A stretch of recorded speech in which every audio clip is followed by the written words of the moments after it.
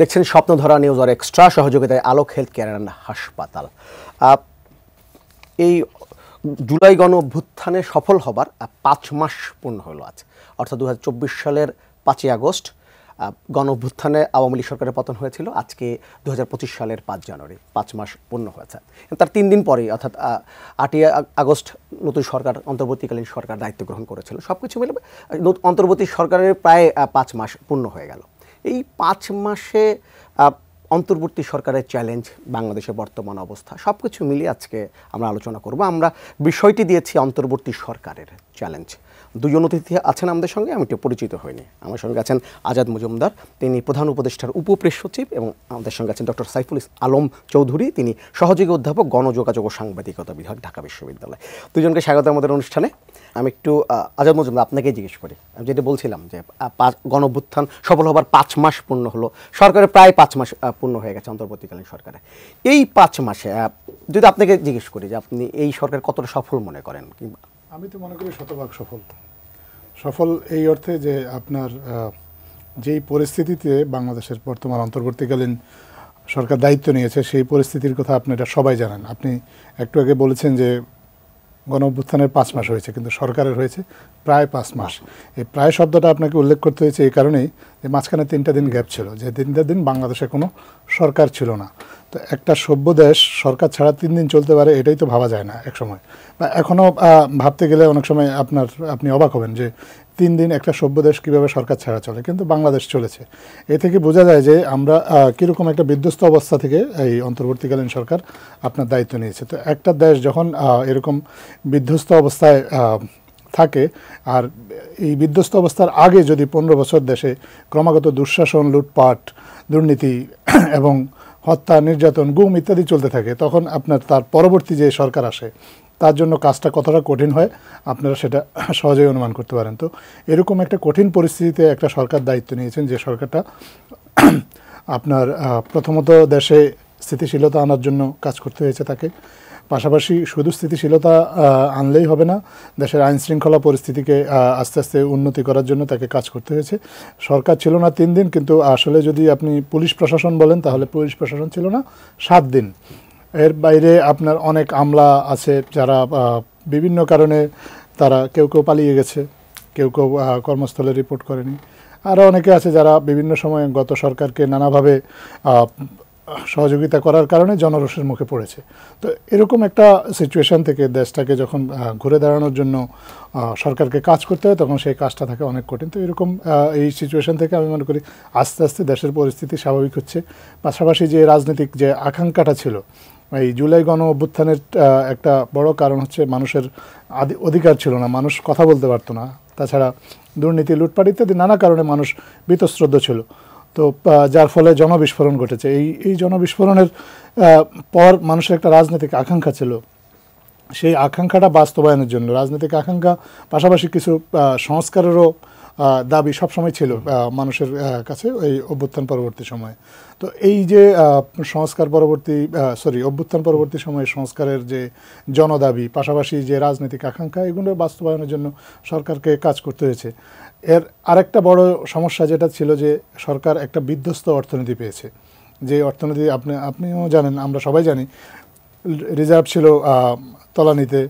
আমাদের অনেক দায় দেনা ছিল বিদেশিদের কাছে, আদানির কাছে বৈদ্যুতিক একটা বড় দায় ছিল, দেনা পরিশোধের বিষয় ছিল, আরও অনেকগুলো দায় দেনা পরিশোধের কথা ছিল। ডলারের মূল্য তখন হঠাৎ করে একটা অস্থির অবস্থার মধ্যে ছিল, ওঠানামার মধ্যে ছিল, যে কারণে ব্যবসায়ীরা এলসি খুলতে পারছিল না, ইত্যাদি নানা সমস্যা ছিল অর্থনীতিতে।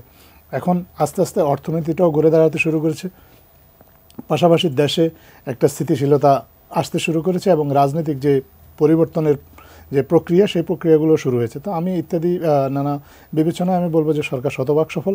আরেকটা জায়গাতে সরকার আমি মনে করি যে বেশ ভালো সাফল্য দেখিয়েছে, সেটা হলো মানুষের অধিকার বোধটাকে ফিরিয়ে দেওয়ার জন্য। মানুষ আগে আসলে কথা বলতে পারতো না, মানুষকে এটা তার অধিকার যে মানুষ কথা বলবে, মানুষ তার ভয়েসটা রেজ করতে পারবে। মানুষ এখন তার ভয়েসটা রেজ করতে পারছে।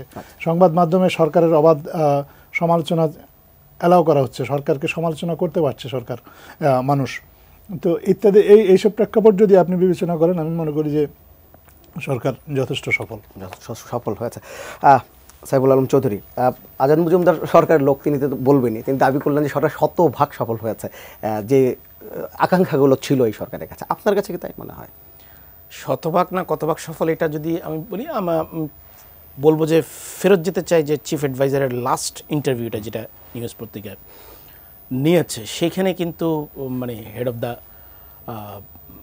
গভর্নমেন্ট উনি কিন্তু স্বীকার করেননি। উনি বলেছেন যে হ্যাঁ আমাদের ব্যর্থতা আছে, এবং উনি কোন কোন ক্ষেত্রে প্রত্যেকটা জায়গায় যেগুলোতে কইরই টাচ করেছিলেন, যে আইন শৃঙ্খলা পরিস্থিতি, দ্রব্যমূল্য নিয়ন্ত্রণ, অনেক কিছুতেই উনি বলেছেন যে না আমরা ঠিক এমনই বলেছেন যে আসলে ওনাদের অভিজ্ঞতা নাই দেখে এই অজ্ঞতার কারণে হয়তোবা ওনারা ফেল করেছেন।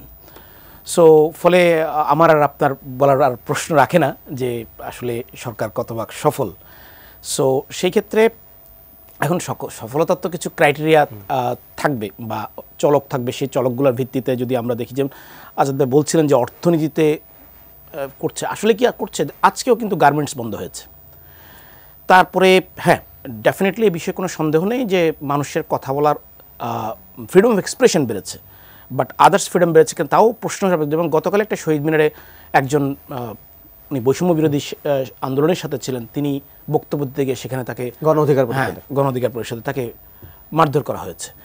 এখন কেউ বলতে পারে যে হ্যাঁ এটা তো আসলে সরকারের পার্টনার, সরকার তার বলেনি, কিন্তু বিষয়টা হচ্ছে আমার অধিকার এস্টাবলিশ হবে কিনা, সেটা যদি আমার উপর কেউ অন্যায় করে সেটার বিচার আমি পাচ্ছি কিনা।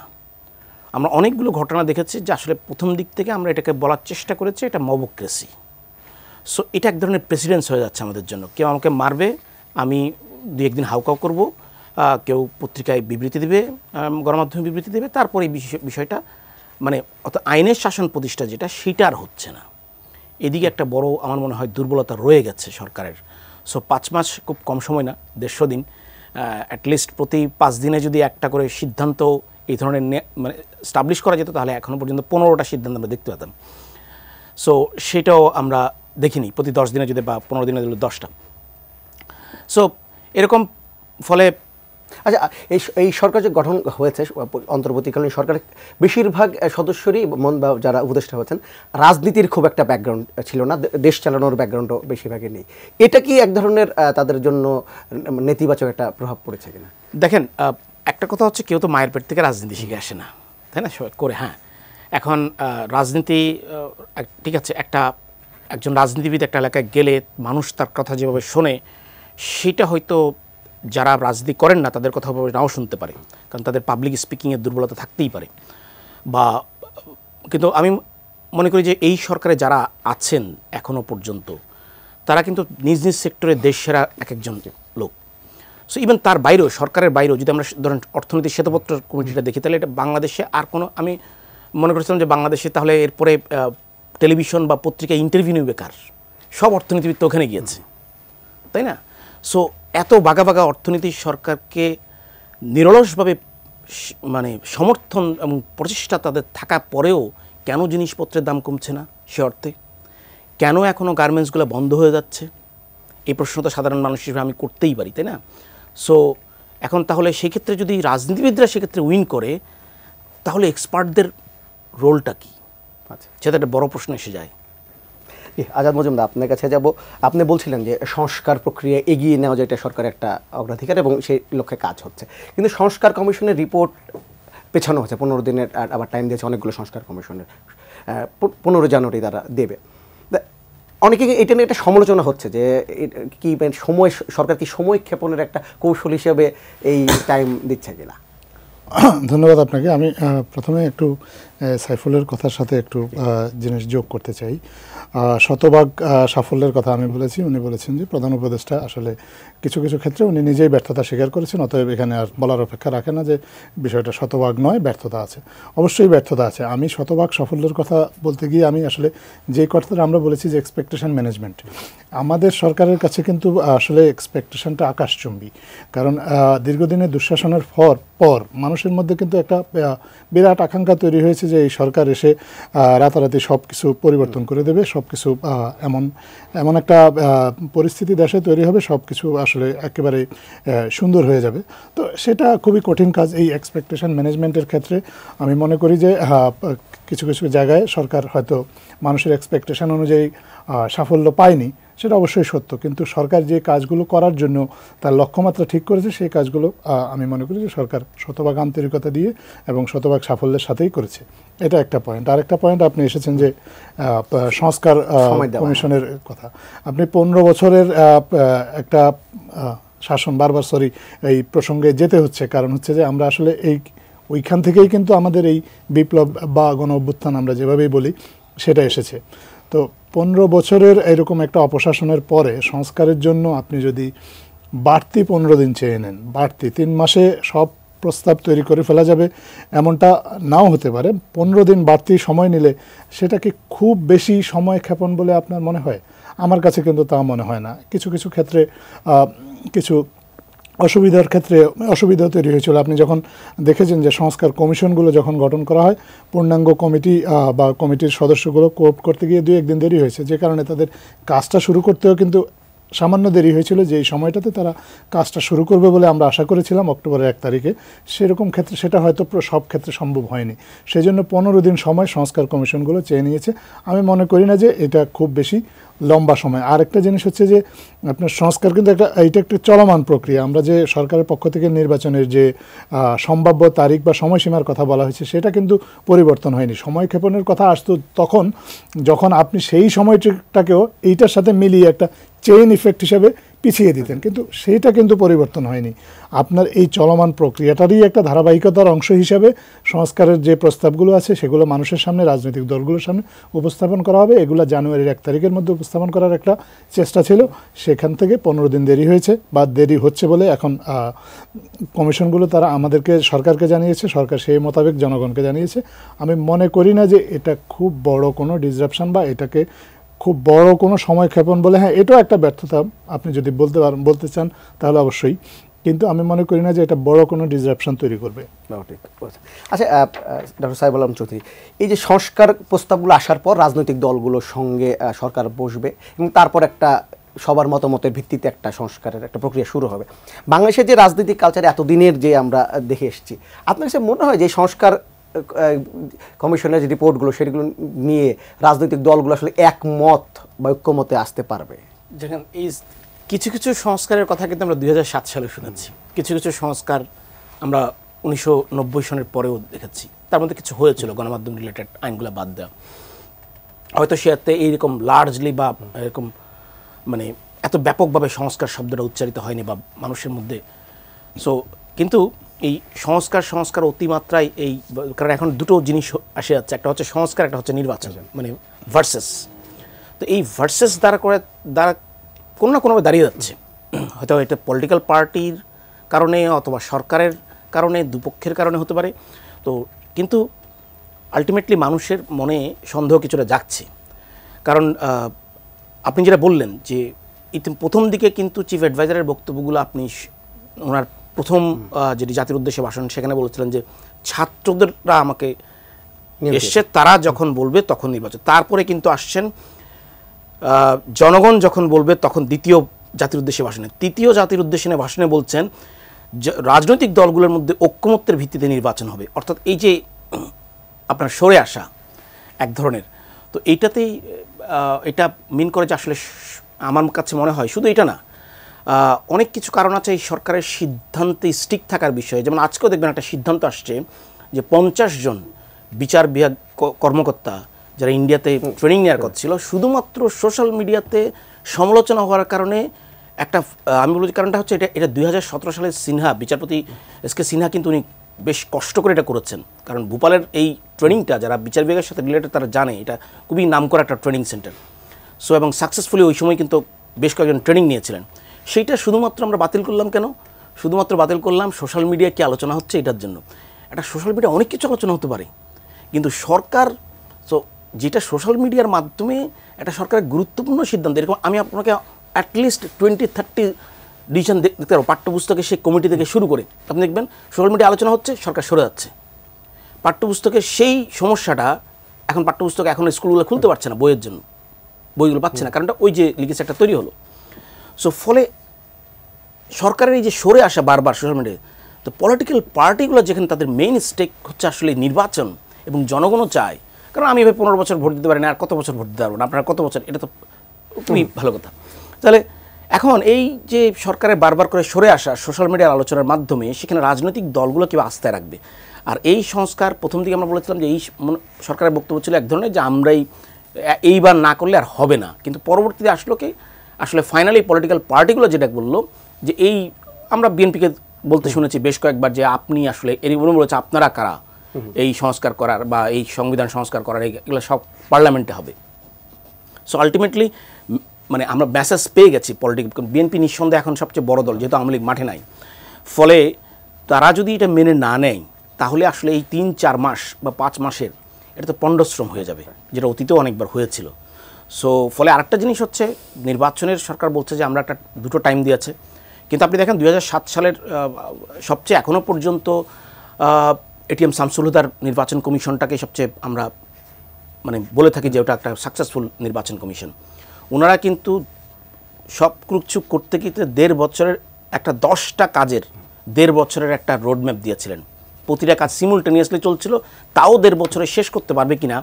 আপনি ভোটার তালিকা, ওই সময় তো আইডি মানে আমাদের ন্যাশনাল আইডি কার্ড হয়, ভোটার তালিকা থেকে শুরু করে ট্রেনিং সব কিছু, ভোট একেবারে সব কিছু করতে 1.5 বছরও ওনাদের কম লেগে যাচ্ছিল ওনাদের হিসাবে। তখন আমরা যারা নির্বাচন কমিশন তখন কাভার করেছিলাম তখন আমরা জানি। সো ফলে এখনও তারা লার্জ স্কেলে, তাই না? সেইখানে এখন আমি বলছি যে আসলে 17 বছরের ভোটার হওয়া উচিত কিনা, বা আপনার কি বলে যে সংখ্যানুপাতিক পদ্ধতিতে ভোট হওয়া উচিত কিনা, এই ডিবেটগুলো আসলে ডেফিনেটলি এটা পার্লামেন্টে যেতে হবে, because it's part of the constitution. আচ্ছা মজুমদার, সাইফুল আলম চৌধুরী যেমনটা বলছিলেন, আসলে কি এই সরকার সোশ্যাল মিডিয়ার দ্বারা খুবই বেশি প্রভাবিত? ধন্যবাদ। আমি আপনার এই প্রশ্নে আসছি, তার আগে দু একটা কথা আবার একটু যোগ করতে চাই। আমি মনে করি না যে মাননীয় প্রধান উপদেষ্টা ডক্টর মোহাম্মদ ইউনূস জাতির উদ্দেশ্যে যে ভাষণগুলো দিয়েছেন আমাদের বিজ্ঞ ডক্টর সাইফুল আলম চৌধুরী সেগুলো খুব মনোযোগ দিয়ে দেখেছেন। দেখলে উনি এই কথাটা বলতেন না যে উনি জাতির উদ্দেশ্যে ভাষণে বলেছেন ছাত্ররা যখন চাইবে তখন নির্বাচন দেবে। আমি মনে করি না যে এ ধরনের কথা উনি বলেছেন। সবগুলো ভাষণই বিভিন্ন প্ল্যাটফর্মে আছে, আপনারা চাইলে দেখে নিতে পারেন। মাননীয় প্রধান উপদেষ্টা ওনার বক্তব্যে সবসময় কনসিস্টেন্ট ছিলেন। উনি সবসময় বলেছেন যে এই রাজনৈতিক দলগুলোর সাথে আলোচনা করে রাজনৈতিক ঐক্যমতের ভিত্তিতেই যে কোনো রাজনৈতিক সিদ্ধান্ত নেওয়া হয় সেটা নেওয়া হবে, সেটা সংস্কার হোক নির্বাচন হোক। এটা উনি কিন্তু একবারের জন্য এই বক্তব্য থেকে সরে আসেনি এবং এই বক্তব্য কখনো উনি কন্ট্রাডিক্ট করেননি। এটা গেল একটা পয়েন্ট। আর দ্বিতীয় কথা, এখন সংস্কারকে উনি বলেছেন যে 2007 সালের সংস্কারের সাথে উনি তুলনা করেছেন। 2007 সালে আসলে সংস্কার শব্দটা একটা রাজনীতিক গালিতে পরিণত হয়েছিল। আমরা দেখেছি যারা আসলে সংস্কারপন্থী বা সংস্কারবাদী বলে 2007 সালে যারা পরিচিত ছিল তারা আসলে নিজ নিজ দলে অচ্যুত হয়ে পড়েছিলেন।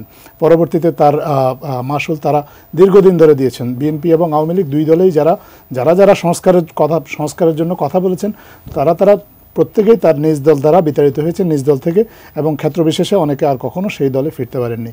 এখন কিন্তু সেরকম কোনো বিষয় নাই। এখন সবাই কিন্তু খুব খোলা মনে এই সংস্কারের কথা বলছে। সংস্কার কতটুকু হবে বা কতটুকু হবে না সেটা নিয়ে মত দ্বিমত থাকতে পারে, সেটা নিয়ে আলোচনা হতে পারে, ডিবেট হতে পারে, কিন্তু কেউ কিন্তু বলছে না যে একবারের জন্য সংস্কার প্রয়োজন নেই। আসলে কি খোলা মনে বলছে? সেটা যে কেউ যদি না বলে সেটা তার সমস্যা, কিন্তু যদি বলে তাতে তো কারো কোনো অসুবিধা নেই। সংস্কার নিয়ে কথা বলার তো সুযোগ আছে। এখন সংস্কার নিয়ে যদি আপনি কথা বলেন সেটা নিয়ে ডিবেট হবে, প্রস্তাবগুলো নিয়ে সামনেই রাজনৈতিক দলগুলোর সাথেও আলোচনা শুরু হবে। তারপর একটা সবাই যেখানে এসে একটা পয়েন্টে এসে পৌঁছাবে যে হ্যাঁ এই জিনিসটা আমাদের প্রয়োজন, সেখান থেকে, এবং ওই জিনিস যেটা আমাদের জন্য প্রয়োজন, যেই প্রয়োজনীয় যে সংস্কারটুকু সেটার জন্য প্রয়োজনীয় সময়টুকুও রাজনৈতিক দলগুলো নির্ধারণ করে দেবেন।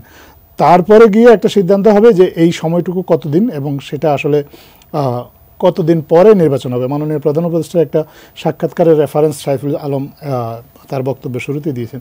সেই সাক্ষাৎকারে কিন্তু উনি বলেছেন যে উনি চাচ্ছেন যে রাজনৈতিক দলগুলো এই চাপটা ওনার কাছে, নির্বাচনের যে তারিখ বা সময়সীমা উনি দিয়েছেন, এই সময়সীমা ধরে রাখার জন্য যে চাপটা ওনার প্রতি আছে এই মুহূর্তে, এই চাপটা যেন অব্যাহত থাকে।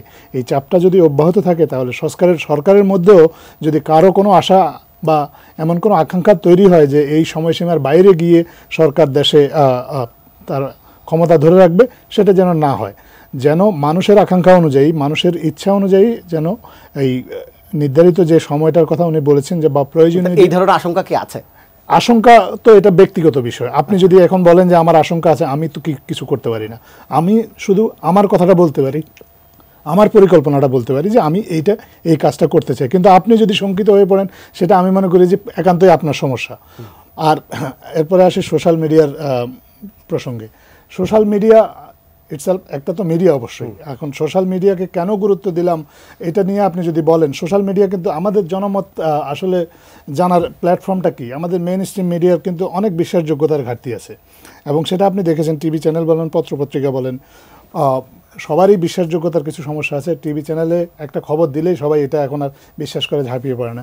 একইভাবে সোশ্যাল মিডিয়ার ক্ষেত্রেও এই কথাটা সত্য যে সোশ্যাল মিডিয়াতে কেউ কিছু বললেই আপনার সেটা বিশ্বাস করতে হবে এমন কোনো কথা নেই। সোশ্যাল মিডিয়ারও অনেক দুর্বলতা আছে, অনেক ঘাটতি আছে। কিন্তু সোশ্যাল মিডিয়াতে যদি কোনো তথ্য থাকে বা কোনো সমালোচনা হয়, এবং সেটা যদি সরকার মনে করে যে সমালোচনাটা ন্যায্য, এবং সরকার যদি সেটা পরিবর্তন করে, আগে আমরা দেখতাম যে একটা সরকার সিদ্ধান্ত নিয়েছে এবং সেটাকে একগুঁয়েমি করে, সেটা যতই ভালো মন্দ যাই থাকুক, মানুষ যাই বলুক, যেহেতু সরকার সিদ্ধান্ত নিয়েছেন, সরকার প্রধান বলে দিয়েছেন, সেটা আর কোনোভাবেই পরিবর্তনযোগ্য না, সেটা একেবারে বাইবেল। তো সেরকমটা যদি না হয়ে সরকার যদি জনমতকে কোনো কোনো ক্ষেত্রে শ্রদ্ধা করে, তাহলে আমি এতে অন্তত কোনো সমস্যা দেখি না। দুজন দর্শক আছেন, ফোনটা নিয়ে নিই। জি প্লিজ। হ্যালো হ্যালো, ওয়ালাইকুম আসসালাম। আপনার নামটি বলে প্রশ্ন করুন। আমি সাজান কবির, বেগমগঞ্জ, নোয়াখালী থেকে। জি বলেন। সম্মানিত অতিথি দুইজনের কাছে আমার প্রশ্ন, আপনারা বলছেন যে সরকার শতভাগ সফল, যে শতভাগ থেকে আপনারা যে বাজার সিন্ডিকেট এটি ভাঙতে পারতেছেন না কেন? এটা কি রাষ্ট্রের থেকে শক্তিশালী কিনা? আপনাদের কি পুলিশ, বিডিআর, আমি কি কমে গেছিনি? আর ওইটা যে সিন্ডিকেট, এটা তো আপনারা দাম বলতেছেন না, বরং ইউটার্ন নিয়ে চলে যাচ্ছেন ওই কারণ বাজার থেকে ফারন গেটের দিকে, ধরতেছেন না। তো এক দরকার ধরেন, আরেক দরকার খাইতে দেন, এটা কেন? জি ধন্যবাদ। মানুষ বিজ্ঞান তো হচ্ছে না। জি ধন্যবাদ। আপনার প্রশ্ন বুঝতে পারছি। আরেকজন আছেন মনে আমাদের সঙ্গে। হ্যালো হ্যালো, আসসালামু আলাইকুম। ওয়ালাইকুম আসসালাম। আপনার নামটি বলে প্রশ্নটি করুন। খসরু বলছিলাম পিরিজপুরের কাউখালী থেকে। জি খসরু ভাই বলেন।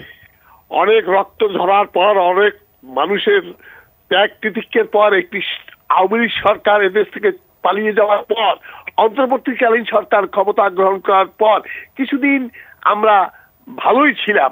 কিন্তু আমার এখন মূল প্রশ্ন, এই অন্তর্বর্তীকালীন সরকারের আমলে একটি অবাধ ও সুষ্ঠু নির্বাচন আমরা আশা করি। আলোচক সাহেবরা কি মনে করেন এই অন্তর্বর্তীকালীন সরকার আগামী দিনে বাংলাদেশে অবাধ, নিরপেক্ষ, সুষ্ঠু একটা নির্বাচন উত্তরণ করে যারাই ক্ষমতায় যাবেন তাদের কাছে শান্তিপূর্ণভাবে ক্ষমতা হস্তান্তর করতে সক্ষম হবেন বলে কি আপনারা মনে করেন? ধন্যবাদ। সাবির চৌধুরী, বিরতিতে যাবার আগে দুজন দর্শক ফোন করেছিলেন, একজন সিন্ডিকেট নিয়ে আর একজন সিন্ডিকেট নিয়ে। বাজার সিন্ডিকেট ভাঙা যাচ্ছে না। এটা আপনি যদি শুনে থাকেন, নুরুল কবির ভাই যে ইন্টারভিউ দিয়েছে, শেষ দিকের প্রশ্ন ছিল একেবারেই, যে প্রধানমন্ত্রী নিজে বলেছেন। তবে আমার কাছে বিকল্প পদ্ধতিটা, আমি ইকোনমিক্সের লোক নই বা ব্যবসা বাণিজ্যের লোক নই, কিন্তু আমার কাছে মনে হচ্ছে যে বিকল্প পদ্ধতির দিকে আসলে যারা সিন্ডিকেট, আমরা অনেক দিন ধরে বলছি, বাট এটা বিহাইন্ড দ্য কার্টেন, তারা, আমরা আসলে তাদেরকে চিনি না, জানি না। হয়তো সরকারের গোয়েন্দা সংস্থা বা সংশ্লিষ্ট সংস্থাগুলো জানে, কিন্তু আমরা এদেরকে দেখিনি বা জানি না এদের সম্পর্কে। কিন্তু তাহলে একটা শক্তিশালী একটা গ্রুপ, যাদেরকে দীর্ঘদিন ধরে চেষ্টা করছে, সব সরকারের আমলে ভাঙতে পারছে না। আগের আওয়ামী লীগ সরকার আমলে বাণিজ্যমন্ত্রী বলেছিল অনেক কথাবার্তা, কিন্তু কাজের কাজ কিছুই হয়নি। তার মানে এটা অত্যন্ত শক্তিশালী। সেইখানে তাদেরকে ঠেকানোর জন্য উনি বলছেন যে বিকল্প পদ্ধতি, মানে সেটা হচ্ছে পরিবহন ব্যবস্থা সহজ করে, অর্থাৎ মধ্যস্বত্ব ভোগীদেরকে বিলুপ করা। তো সেটা দিয়া এটা, কারণ আপনি যখন যাবেন, আপনি দেখবেন যে সমস্ত অঞ্চলে ধান হয় বেশি, সে সমস্ত অঞ্চলে কিন্তু এই সিন্ডিকেটের লোকজন জমিতে চাষ করার আগেই টাকা দিয়ে আসে কৃষককে। ফলে সে জমি, ধান হোক আর না হোক, লসটা কৃষকের হয় না। ফলে কৃষক অবলীলায় তাকে আস্তায় রাখে। ফলে সিন্ডিকেট তো সে ধান রোপণ থেকে শুরু করছে, বিক্রি তো পরের কথা, গুদামজাত পরের কথা। সো ফলে ওই শক্তিশালী সিন্ডিকেটকে আপনি শুধুমাত্র পরিবহন সহজলভ্য করে, যে আমি তো প্রোডাকশন আপনাকে দিব না, কারণ আমি তো অলরেডি একজনকে কথা দিয়ে ফেলেছি, আমি তো সরকারকে দিব না, কারণ আমাকে টাকা দিচ্ছে। এই বছর যদি ধান নাও হয়, পোকায় খায়, সে লসটা তার, কৃষক তাই বলছে। তাহলে এখন এই সিন্ডিকেট কীভাবে এই ক্ষণস্থায়ী পদ্ধতি বা একটা টেম্পোরারি ম্যানেজমেন্ট দিয়ে ক্রাইসিস ম্যানেজ করা, হয়তো বা ম্যানেজ করা যাবে এইবার, কিন্তু পরের বার এটা তো লেগেই থাকবে। আসলে আমার কাছে মনে হয় না যে এটা খুব বেশি, হয়তো বা ইকোনমিস্টটা ভালো বলতে পারবেন। আচ্ছা, আপনার কাছে অন্য একটা প্রশ্ন আছে, যদি আপনি এর দর্শকের প্রশ্ন উত্তরে কিছু বলেন তার আগে আমি ধন্যবাদ। আমি মনে করি যে সিন্ডিকেট শব্দটা আমরা সবসময় বলি, মিডিয়াতেও আলোচনা হয়, মানুষও এটা নিয়ে কথা বলে, কিন্তু এখানে সিন্ডিকেটের চেয়ে বাজার ব্যবস্থাপনায় যে সমস্যাটা সবচেয়ে বেশি আমরা সরকারে এসে ফেস করছি সেটা হচ্ছে মনোপলি। কিছু কিছু পণ্যের ক্ষেত্রে আসলে এত বেশি মনোপলি চলছে বা ডুওপলি চলছে যে আসলে একজন দুজন ব্যবসায়ীর হাতে একটা নির্দিষ্ট পণ্যের বাজারটা পুরো কুক্ষিগত হয়ে আছে। এখন আপনি যদি সেই ব্যবসায়ীকে এসে সিন্ডিকেট ভাঙ্গার কথা বলে বা সিন্ডিকেট ভাঙ্গার জনদাবি যে আমরা বলি আর কি, তো ওই ব্যবসায়ীকে জেলে পুরে দেন, তাহলে এটা একটা কাউন্টার প্রোডাক্টিভ হতে পারে। তো সেই ক্ষেত্রে সরকার যেই উদ্যোগগুলো নিচ্ছে বলে আমি কাছে থেকে দেখছি, সরকার চেষ্টা করছে মনোপলিটা ভেঙে দেওয়ার এবং আরও ব্যবসায়ী যাতে ওই নির্দিষ্ট পণ্যের ব্যবসার সাথে সম্পৃক্ত হতে পারে, যাতে কম্পিটিটিভনেসটা বাড়ে। শুধুমাত্র পরিবহন খরচের কথা, পরিবহন ব্যবস্থা সহজীকরণের কথা সাইফুল বলেছে সেটা নয়, সেটা একটা পার্ট। এটার বাইরে আমি মনে করি যে সরকার কম্পিটিটিভনেসটা বাড়ানোর চেষ্টা করছে।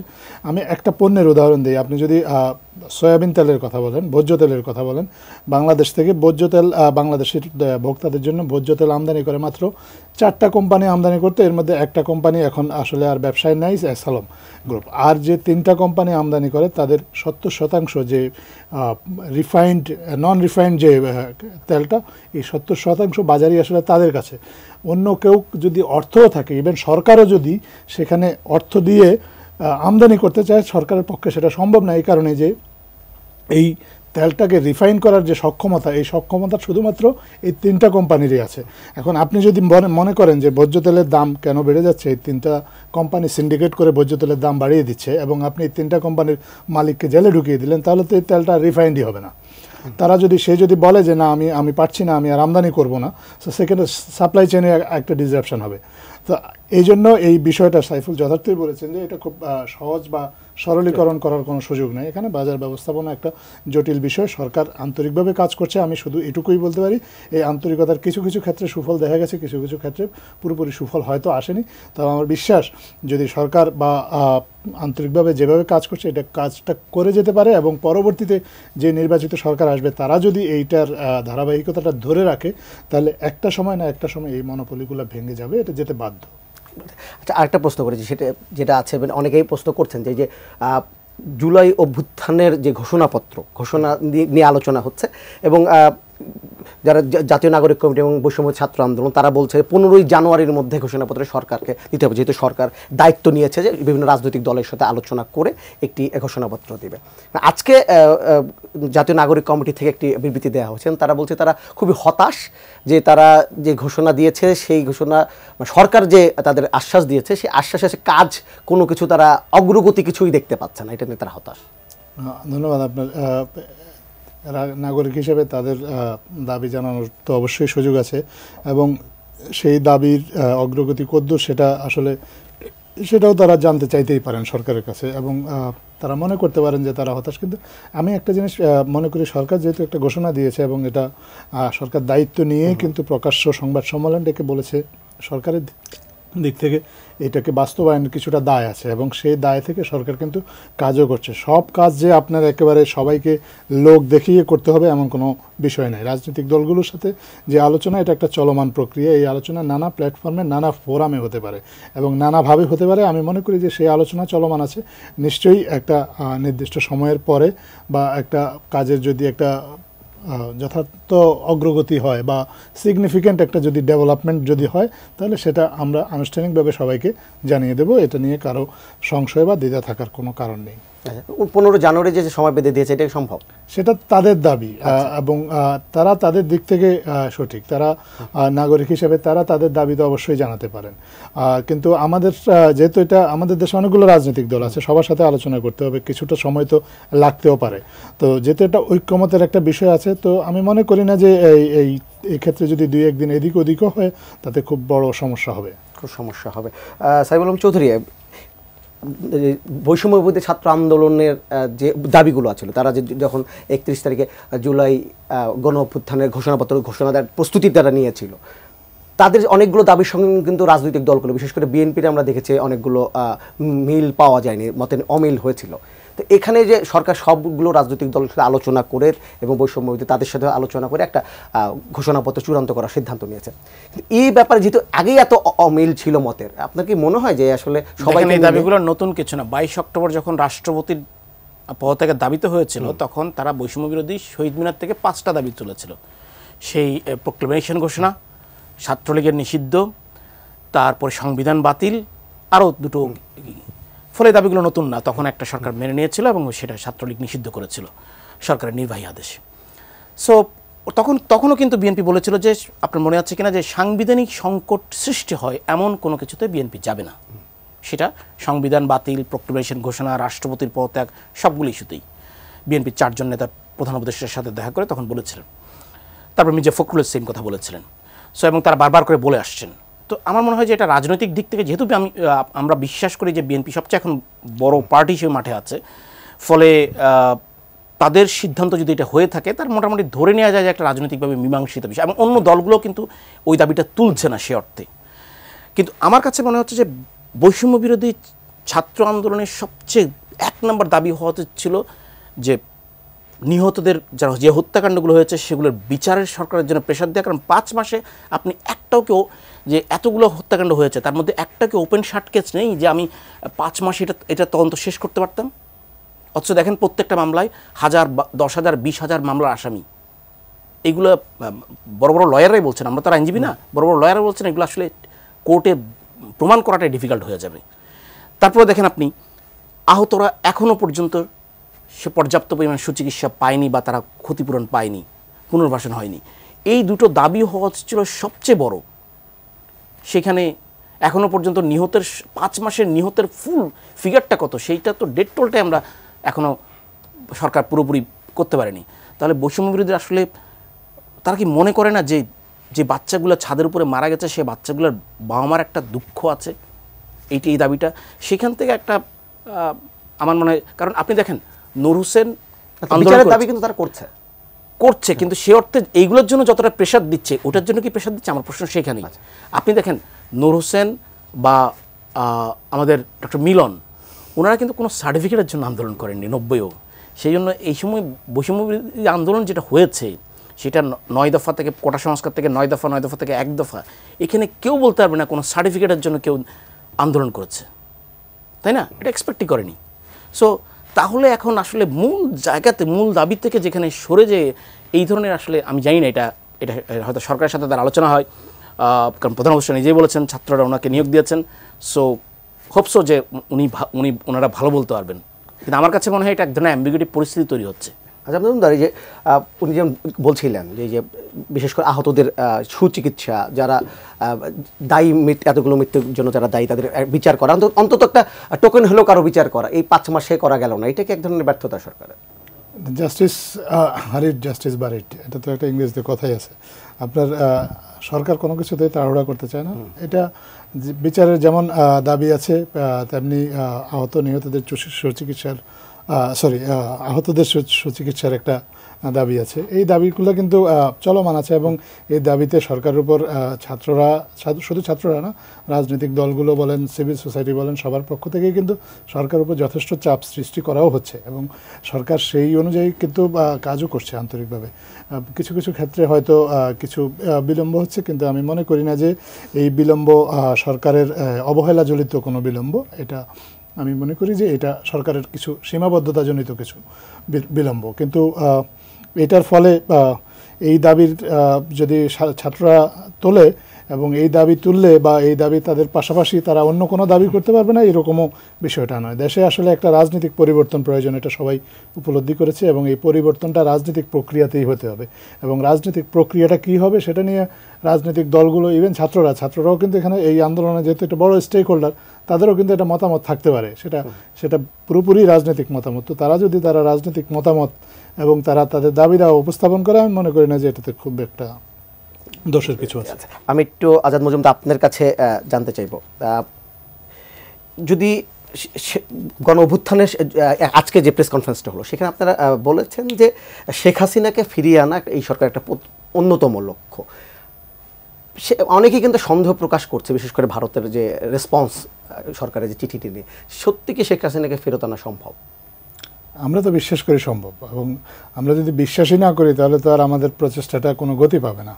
আমরা বিশ্বাস করি সম্ভব, এবং আমাদের এই সম্ভব বিশ্বাস করি বলেই কিন্তু আমরা আমাদের চেষ্টাটা চালিয়ে যাব। সরকার আমাদের আইনি প্রক্রিয়ায় বলেন, কূটনীতিক প্রক্রিয়ায় বলেন, যেভাবে যতটা পারি আমরা আমাদের পক্ষ থেকে, বাংলাদেশ সরকারের পক্ষ থেকে ভারতের উপর চাপ সৃষ্টি করব শেখ হাসিনাকে ফেরত দেওয়ার। কারণ আমাদের এটা জনদাবি, আমাদের মানুষের, প্রত্যেকটা মানুষের দাবি এদেশের, যে শেখ হাসিনাকে বাংলাদেশে ফিরিয়ে এনে বিচারের মুখোমুখি করতে হবে। কারণ শেখ হাসিনার শাসনামলের সময় দেশে যে দুঃশাসন, দুর্নীতি, লুটপাট, খুন, গুম এবং সর্বশেষ যে জুলাই হত্যাকাণ্ড ঘটেছে জুলাই আগস্টে, এগুলোর প্রত্যেকটা ঘটনার বিচার হওয়া জরুরি। এবং আমরা বিশ্বাস করি যে ভারত আমাদের দেশের জনগণের মনের ভাষাটা বুঝতে পারবে। এবং আরেকটা আশার বিষয় হচ্ছে যে শুরুর দিকে ভারতের জনগণের এ বিষয়ে নেতিবাচক একটা মনোভঙ্গি থাকলেও এখন কিন্তু আস্তে আস্তে শেখ হাসিনাকে ফেরত দেওয়ার ব্যাপারে ভারতের মধ্যেও কিন্তু জনমত তৈরি হচ্ছে, এবং সেটা আমাদেরকে আরও বেশি করে আশাবাদী করে তুলছে। আচ্ছা, আরেকটা ছোট্ট করে যে উত্তর চাই, যে একজন বলছিলেন যে দ্রব্যমূল্য নিয়ে একটা প্রশ্ন করেছিলেন, এর মধ্যে একটা জিনিস হচ্ছে রাজস্ব আয় বাড়াতে অন্তর্বর্তী সরকারের কর বাড়ানোর যে একটা উদ্যোগ নেওয়া হয়েছে, এটা নিয়েও কিন্তু অনেকে সমালোচনা করছে। বিশেষ করে মানুষ কিন্তু বেশ ক্ষুব্ধ প্রতিক্রিয়া, আমরা যখন রিপোর্ট করতে যাচ্ছি ক্ষুব্ধ প্রতিক্রিয়া দেখাচ্ছে যে জিনিসের মধ্যে দাম তো আরও বেড়ে যাবে। আমি মনে করি এই বিষয়ে আমাদের মাননীয় অর্থ উপদেষ্টা উনি একটা ব্যাখ্যা দিয়েছেন, আসলে এর বাইরে আমার নতুন করে কোনো বলার কিছু নেই। সাইফুল আলম চৌধুরী, আপনার কাছে কি মনে হয় যে এই কর বাড়ানোর এই সময় এসে কর দেখেন, বাড়ানোটা ভ্যাট বলছে তো ভ্যাটটা কার থেকে দেয়? গ্রাহক, ভোক্তার কাছ থেকে নেয়, তো আমার পকেট থেকে দিয়ে যাবে। তো আমার তো ইনকাম বাড়ছে না, আমার সে 2000, আমি সরকারি প্রতিষ্ঠান থেকে চাকরি করে দেখে আমার সরকার থেকে বেতন দেওয়া হয়, তো আমার তো সে 2015 সালেই সবশেষ পে স্কেল হয়েছিল, কিন্তু এর মধ্যে তো ভ্যাট কতবার বেড়েছে, ফলে সবগুলো আমার পকেট থেকে যাবে। এখন যেটা করতে হবে, মানুষ আগে হয়তো সপ্তাহে 1 দিন 2 দিন খেতে যেত বাইরে, সেটা খাবে না, মানুষকে তার পকেটের মানে আয় বুঝে তো ব্যয় করতে হবে। আপনার কাছে কি মনে হচ্ছে এই সময়ে সরকার নিশ্চয়ই বুঝতে পারছে যে এটা খুবই অজনপ্রিয় একটা সিদ্ধান্ত হবে, তারপরে কেন নিচ্ছেন? এখন বিভিন্ন, আমরা তো আর বিষয়টা জানি না, কিন্তু গণমাধ্যম বা অন্যান্য মাধ্যমে যেই নিউজগুলো আসছে, সে বা যেই খবর ইনফরমেশনগুলো পাই, সেটা হচ্ছে IMF-এর একটা কিছু শর্তের জন্য এটা হয়েছে। যদি সেটা হয়ে থাকে, কারণ আমি আগে বলে নিচ্ছি এইটা বিষয়ে আমি আমার কাছে আসলে সেরকম সোর্স নেই যে আমি জানবো। সো যদি এটা হয়ে থাকে, তাহলে এটা আমি মনে করি যে সরকার কিছু ডিসিশন নিয়েছিল যেটা আগের সরকারের সমালোচনা করা হয়েছিল, কিন্তু পরে, যেমন আপনি দেখবেন যে ব্যাংকের নোট ছাপানো, হ্যাঁ, আপনি দেখবেন যে চুক্তিভিত্তিক নিয়োগ, সরকার 5 মাসে যেটা করেছে, আওয়ামী লীগ 5 বছরে এতগুলো করেনি, কিন্তু প্রথমে কিন্তু সব চুক্তিভিত্তিক নিয়োগ বাতিল দিয়েছিল। ফলে ঘুরে ফিরে আমরা সেই যে লাউ সে কদুতে ফিরে যাচ্ছি কিনা, বিশেষ করে মেজর কিছু জায়গায় ডিসিশন নেওয়ার ক্ষেত্রে। তাহলে কি বলবো যে এইটা আমরা শুধু বলার জন্য বলেছিলাম, অথবা আমাদের আসলে পরিপক্কতার অভাব ছিল, বা পরিস্থিতি বোঝার ক্ষেত্রে? এটা আসলে প্রশ্ন দেখা দিবে কিছুদিন পরে, কারণ এই ধরনের সিদ্ধান্ত ঘুরে ফিরে সে আগের সিদ্ধান্তে ফিরে গেলে এই ধরনের আমার মনে হয় প্রশ্ন উঠবে। 1 মিনিট আছে, সরকার কি সে বড় বড় সিদ্ধান্তে সেই লাউ আর কদু একই হয়ে যাচ্ছে কিনা? প্রথমত লাউ তো খুব খারাপ কিছু না। তো সরকার বাস্তবতা বিবেচনা করে সিদ্ধান্ত নিচ্ছে। চুক্তিভিত্তিক নিয়োগ তো দিতেই হবে, কারণ সরকারে জনবলের ঘাটতি আছে। এর আগে প্রশাসনের ক্ষেত্রে কিছু কিছু ক্ষেত্রে আমরা দেখেছি যে প্রশাসনের বিভিন্ন জায়গাতে ফেসিবাদের যারা সহযোগী বা ফেসিস্ট অ্যানাবলার যাদেরকে আমরা সোজা কথায় বলি, তারা বসে আছে, সরকারকে তারা ক্ষেত্র বিশেষে সহযোগিতাও করছে না। তো সেক্ষেত্রে সরকার তো প্রশাসন চালাতে গেলে তাকে তো লোকবল নিয়োগ দিতে হবে, এবং লোকবল আপনি তো এখন হঠাৎ করে তো আর BCS ক্যাডার আকাশ থেকে আনা যাবে না, তাই না? প্রশাসন চালাতে গেলে তো সেক্ষেত্রে কিছু কিছু চুক্তিভিত্তিক নিয়োগ তো দিতেই হবে। আর টাকা ছাপিয়ে ব্যাংককে সহযোগিতার কথা এ বিষয়ে সরকার থেকে এর আগেও অনেকবার ব্যাখ্যা দেওয়া হয়েছে। এর আগে টাকা ছাপানোর যে কথাটা বলা হয়েছিল, এই টাকাগুলো আসলে মূলত ছাপানো হয়েছিল কিছু ব্যবসায়ী গোষ্ঠীকে সুবিধা দেওয়ার জন্য, যারা ব্যাংক থেকে টাকা নিয়ে লুটপাট করেছে। আর এখন যেই টাকাগুলো ছাপানো হয়েছে, এটা দেওয়া হয়েছে জনগণের আমানতকে সুরক্ষা দেওয়ার জন্য। আপনারা নিশ্চয়ই সেটা দেখেছেন। অনেকগুলো ব্যাংক আগে থেকে এমনভাবে পরিস্থিতি তৈরি করা হয়েছিল যে ব্যাংকগুলো দেউলিয়া হওয়ার উপক্রম হয়েছিল, এবং মানুষ ব্যাংকে টাকা রেখে তার টাকাটা ফেরত পাচ্ছিল না। তো মানুষকে সহযোগিতা করার জন্য যদি কোনো সিদ্ধান্ত নেওয়া হয়, সেটা আগের সিদ্ধান্তের সাথে কিছুটা সামঞ্জস্য না থাকলেও আমি মনে করি যে সেটাকে আমাদের সবার সমর্থন করা উচিত। আপনাদের দুজনকেই ধন্যবাদ আমাদের সঙ্গে যুক্ত হওয়ার জন্য। দর্শক, নিউজ আর এক্সট্রার আজকের পর্ব থেকে এখানেই বিদায় নিচ্ছে। আগামী পর্বে আবারও দেখা হবে। ততক্ষণ পর্যন্ত ভালো থাকবেন, সুস্থ থাকবেন, এটি নিজের সঙ্গে থাকবেন।